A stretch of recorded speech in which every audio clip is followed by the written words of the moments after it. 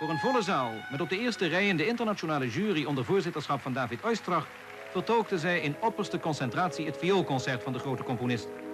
U hoort een fragment uit het tweede deel, het Canzonetta Andante.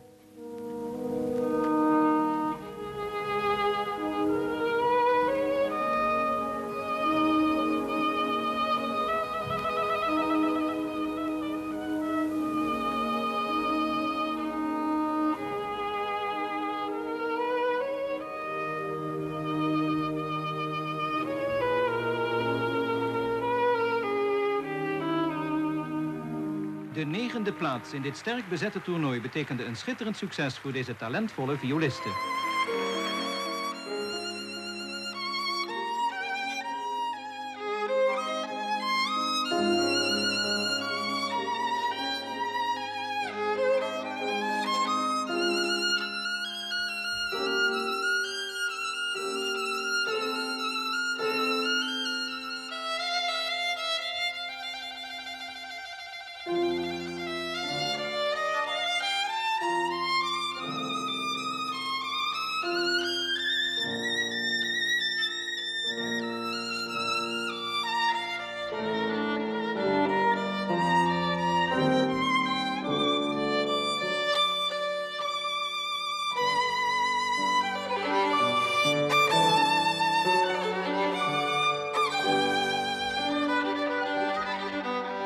Op Schiphol keerde vanmorgen de 17-jarige violiste Emmy Verheij terug uit Moskou, waar ze heeft deelgenomen aan het internationale Tchaikovsky-concours. Ze werd begroet door haar ouders, haar leraar Herman Trebbers en vele andere vrienden.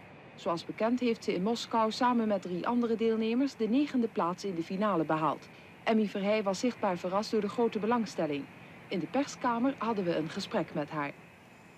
De ervaring alleen al is geweldig en zo.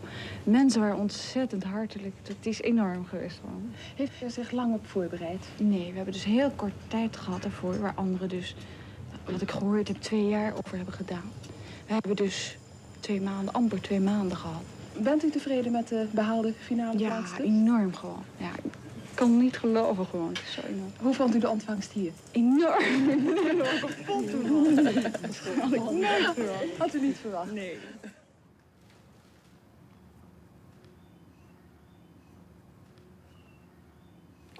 Ik zit met mijn hand. Dat is het grootste probleem. Dus ik moet proberen die concerten zo goed mogelijk door te komen, wat dat betreft. Die vingers doen niet altijd wat ik wil. En dat is heel vervelend.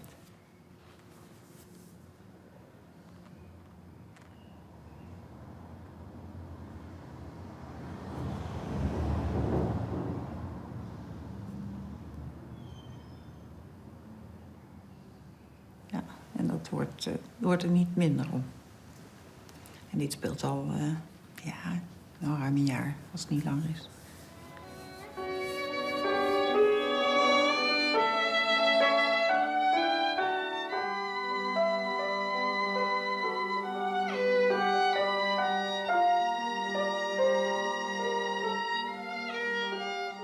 Emmy, hoe vind je het hier in Moskou?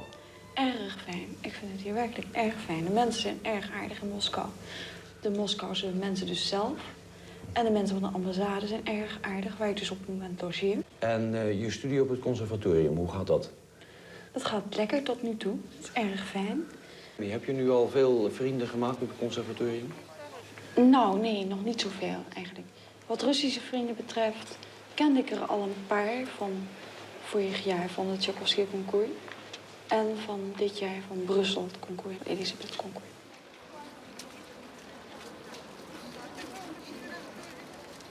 Ik zit hier dus vanaf 23 augustus. Ja, en tot hoe lang wil je hier blijven? Tot eind juni volgend jaar, hoop ik. Ik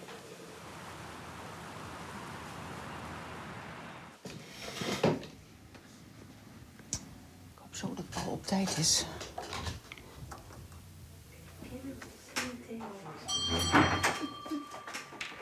Zo. Wat ben je keurig op tijd, Paul? Ja, netjes, hè? Viel Nou, het mee? ik was behoorlijk vroeg weggegaan. Oké. Het is wel heel druk. Ja. Maar goed. Wil je koffie? Thee, alsjeblieft. Oh ja, sorry. Groen of gewoon? Gewoon, hè? Gewoon, ja. Heb je dit gezien? Oh, Wat moet ik zien? Dat is mooi zeg. Jeetje. Prachtig. dat is dus omdat ik met pensioen ga. How are you? Ja, goed. Ja?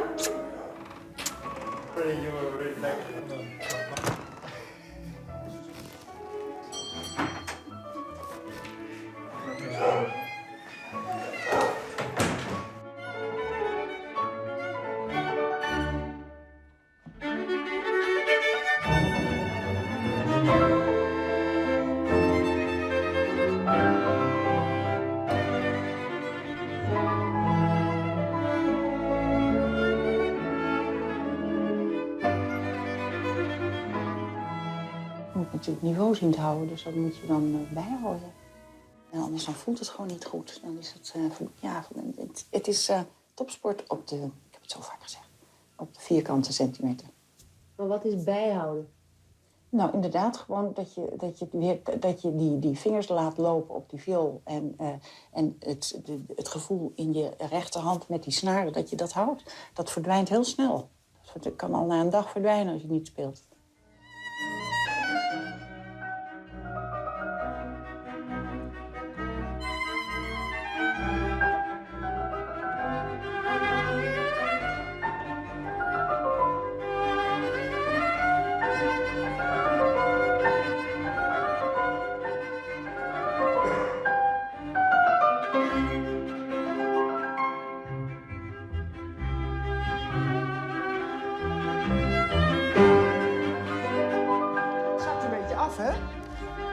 Viool spelen, je bent er nooit klaar mee.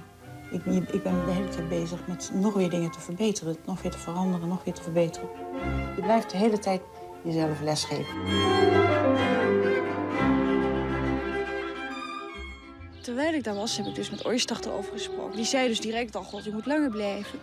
En ook met de assistent van Oistach. Die zei, nou, je kunt hier zeker wel 3, 4 jaar blijven. Dus toen rekende ik eigenlijk zo op, omdat zij het dus zo definitief zeiden dat het dus goed zou komen. Maar toen plotseling kwam alleen dat nee. Het ministerie van Cultuur heeft dus gezegd dat ik vol tevreden moest zijn, bij wijze van spreken, met 1 jaar. Nee. En dat is de reden dat u maar 1 jaar krijgt? Dat u Ja, dat is dus onder andere de reden dat ze dus vorig jaar toegezegd hebben dat ik dus 1 jaar hier kon blijven. Dat was dus al een grote gunst. En daarom hebben ze dus nou gezegd, nou, dat is genoeg. Hebt u al plannen voor de zeer naaste toekomst? Ik begrijp dat u nog niet weet wat u op den duur zult gaan doen. Maar wat gaat u nu eerst doen? Uitrusten? Uitrusten, vakantie, neem een beetje. En dan heb ik dus in oktober concerten. Ik heb dus wel concerten, die heb ik er dus bij. Oktober, januari en mei. Waar? In Nederland? Oktober in Londen en in West-Duitsland. En in januari in Nederland. Dus mijn eerste optreden wordt het hier in Nederland. En dan in mei ook nog hier in Nederland.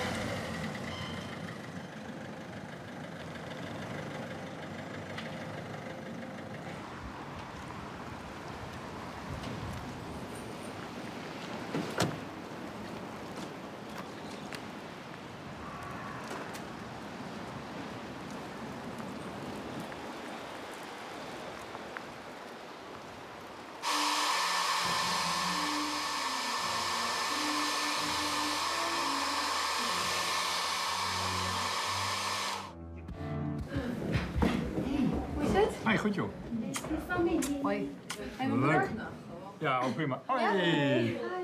Hallo. Hoe is het? Ja, goed.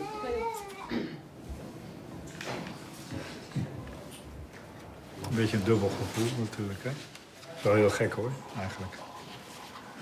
Omdat je... Ja, het is natuurlijk aan de ene kant een gewoon concert. Aan de andere kant helemaal niet. Dat voel je wel. Je wilt het alleen niet te veel realiseren, omdat je anders niet goed kunt spelen natuurlijk. Dus, probeer een beetje het hoofd koel te houden. Hoe lang hebben jullie samen gespeeld? 15 jaar. Ja. Ja, dat is eigenlijk best wel lang. Dit wordt helemaal niks meer, daar. Ik zoek de paracetamol, want ik heb ze mee met cafeïne. Anders val ik in slaap. Dat zou wel heel apart zijn natuurlijk.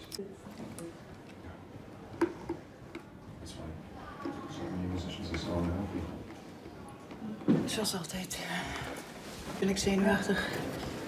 Nou, het is fijn dat dat dan allemaal straks voorbij is.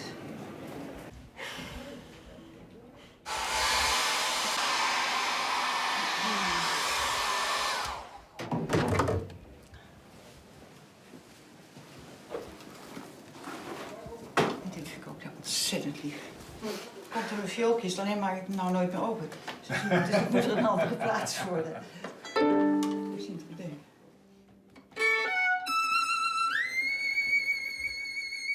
Wat er zo bijzonder is aan mijn viool, aan de Guarneri, hij is van 1676.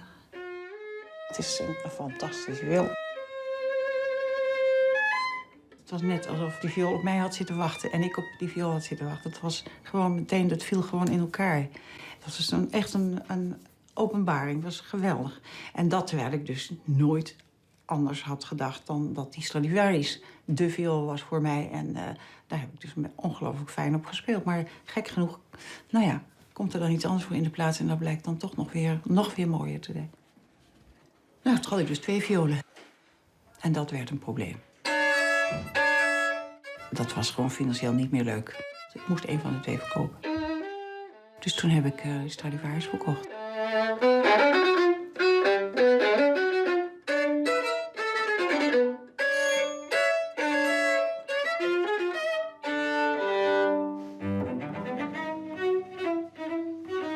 Henk begint nu aan zijn toespraak, dus nog 5 minuutjes. Ja, oké. Jongens, nog even en dan is het... Nog even, hè? Even doorbijten. Even doorbijten, ja.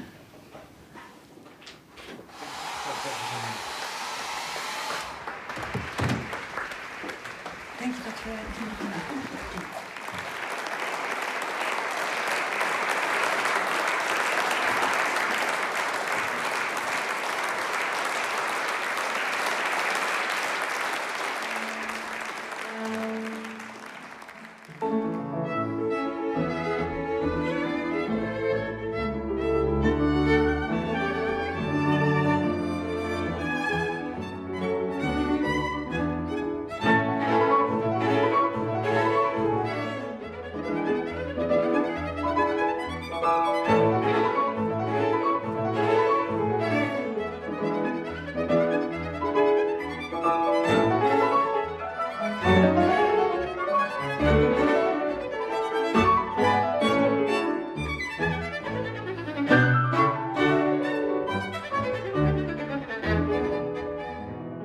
Wel gedaan.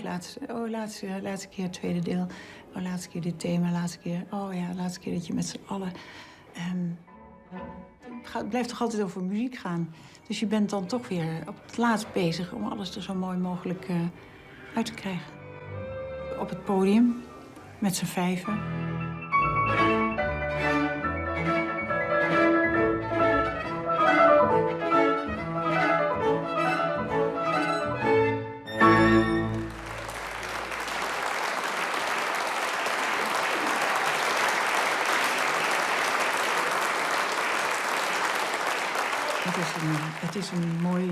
Het is een prachtig vak, het is een mooi beroep, het is fantastisch om met muziek bezig te zijn. Maar het is ook goed dat ik stop. Ja, want Het wordt tijd. Ik moet mensen ook niet gaan opzalen met mijn problematiek die ik straks krijg in het spelen. En dat wil ik ze niet laten horen. Het was goed. Het is gewoon goed. Ik wil gewoon geen Emmy Verheij meer zijn. Dat is over en uit. Het is nu genoeg geweest. En die viool die stop ik in zijn kist.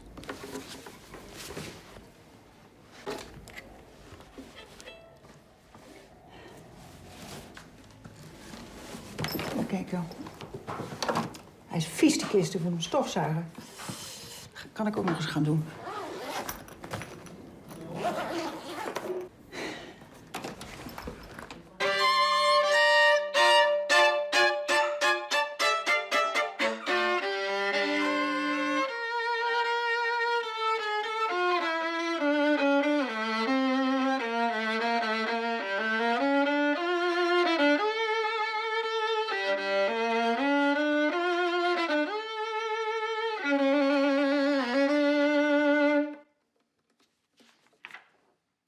Een poëm van Chusson aan het oefenen. Best wel moeilijk. Lastig. Ik ben daarvoor gevraagd, daarom heb ik het ingestudeerd.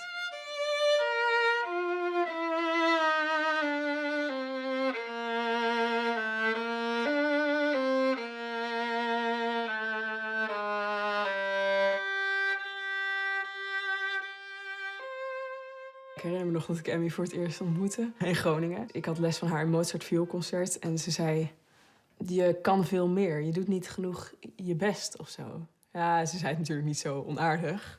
Maar ik zat wel even na te denken na die masterclass van ja, ze heeft gewoon gelijk. Ik kan veel meer geven. En dat heb je zelf soms niet eens door. Ook als ik iets speel en dan denk ik van, dan hoor ik mezelf denken van oh, dit en dit. Bijvoorbeeld dat ik te veel knijp of zo. Maar dan denk je het niet bewust en dan moet iemand anders het zeggen. En dan weet je het. En dan doe je het. En zij is ook gewoon heel eerlijk daarin. Zij wint er geen doekjes om. En zij heeft natuurlijk ook les gehad van de grote. En de grote violisten. En zij heeft dat natuurlijk ook in haar rugzak. En dan heb ik eigenlijk via les van die grote violisten.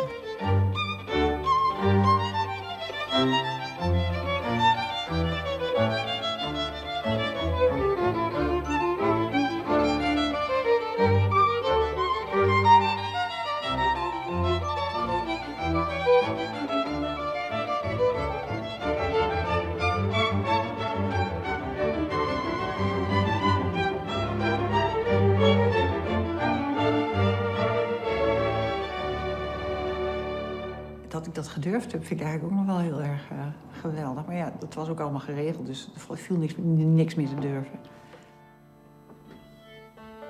Dat spelen was... dat moet altijd eerst kennis gemaakt worden. En dan wordt er natuurlijk een afspraak gemaakt om te repeteren. En hij verlegen en ik nog veel verlegener, dus... Maar ik was geloof ik 22 of zo. En ik wist ook erg niet wat ik tegen hem moet zeggen. Want het is natuurlijk, hij was toen al een legende, die man. En daar speel je dan mee en dan sta je daarmee op het podium. Dus ja, ik was toen niet echt sociaal heel erg begaafd.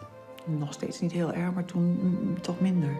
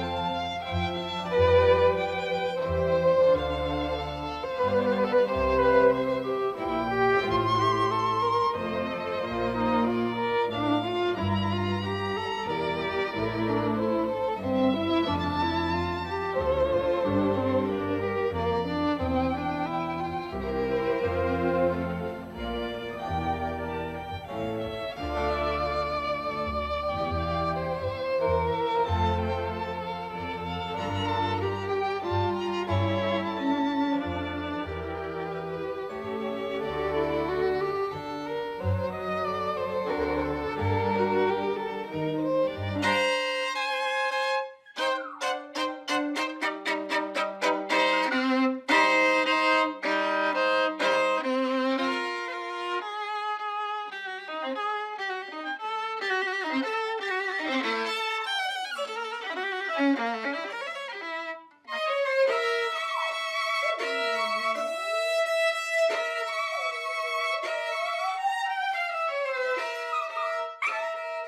ik zou het liefst...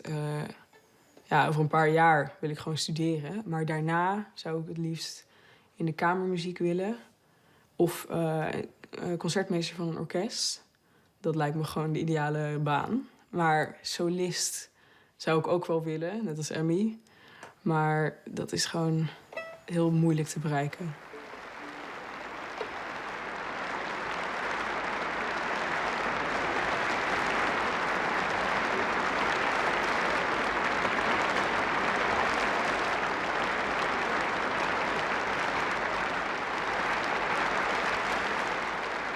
Ik heb wel gezegd natuurlijk dat ik eigenlijk in wezen vind ik mezelf geen solist. Nee. Ik ben veel meer iemand die graag dingen samen wil doen met andere mensen. En ik ben wel die kant opgestuurd.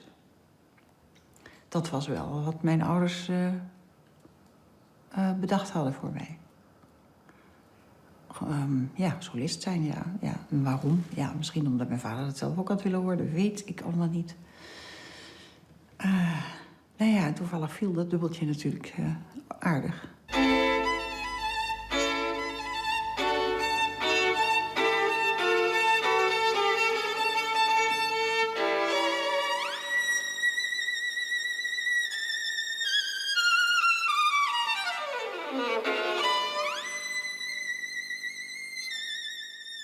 Toen ik 14 was, ben ik van school afgegaan. Niet dat ik dat nou per se zo'n goed idee vond, maar mijn ouders en Krebbers vonden dat een goed idee.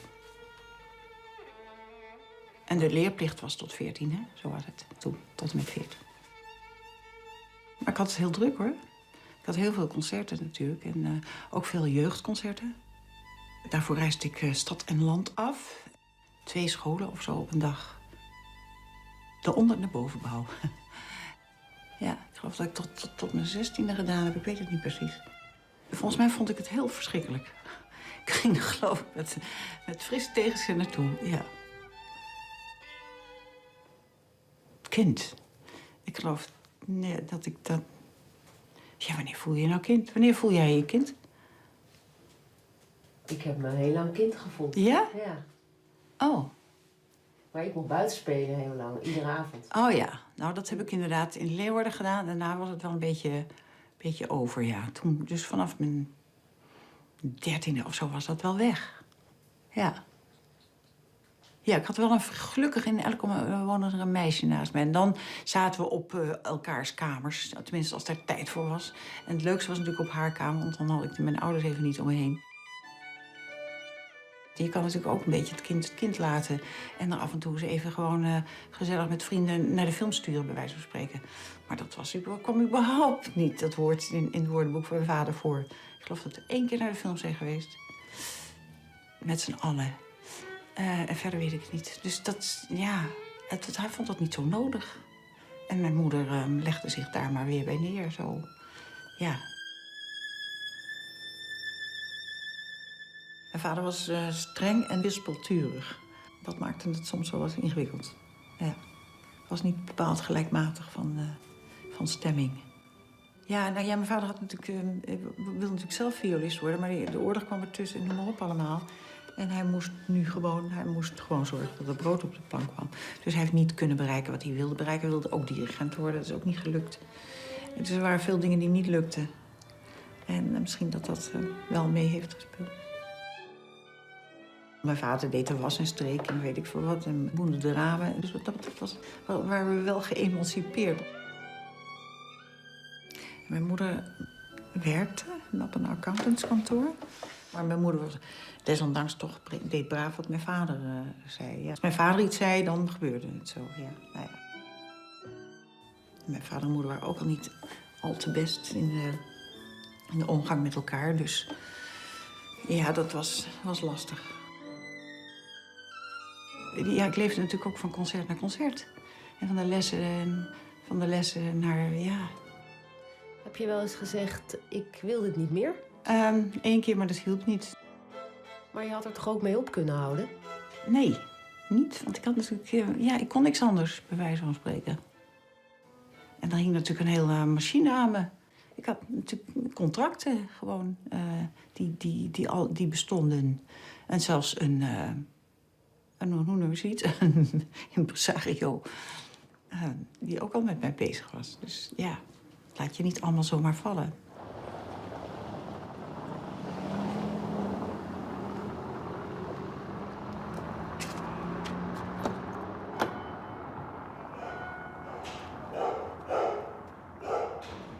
Hey!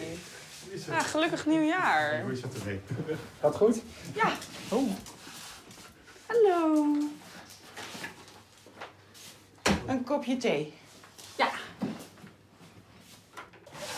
Weer een plakje cake. Nee hoor. Wil je dan een Mozartkogel? Nee, ook niet, dankjewel. Die gaan we straks verloten. Nou, spannend. En nu chanson. Ja. Maar daar ben je al een tijdje mee bezig. Ja. In wezen is het niets anders met orkest spelen of met piano spelen of met kwartet spelen. Het gaat eigenlijk allemaal om samenspelen. Ja. En je kan ook af en toe je ei kwijt bij kwartetleden en zo. Je kunt makkelijker over je eigen problemen ook eventueel... of problemen, maar gewoon dingen waar je eventueel... Nou ja, denk, god, hoe los ik dit nu op? Dan heb je eindelijk een beetje een klankbord, want dat is vaak... Ja, niemand die je beter begrijpt dan je collega's. Ja, dat is waar. Ja. Ja. Nou, dan moeten we maar een beetje aan de slag. Want, je weet waar je moet zijn, hè? Ja. Goed. Heb je het warm genoeg? Gaat het? Ja. Zal ik even een föhn halen? Ja, graag. Nou, doe dat even, want dit is heel vervelend.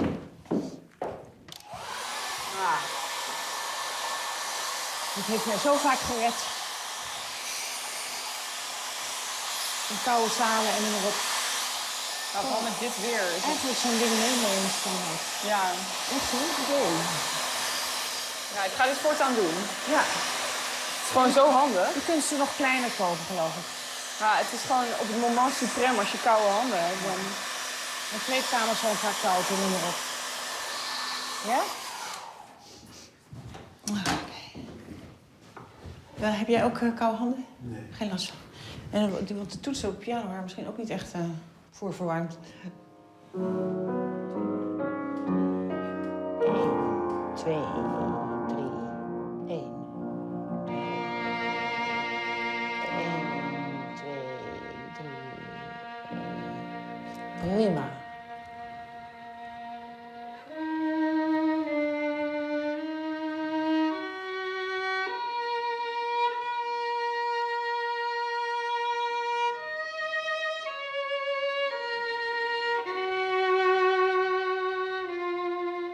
Ja, probeer in die bes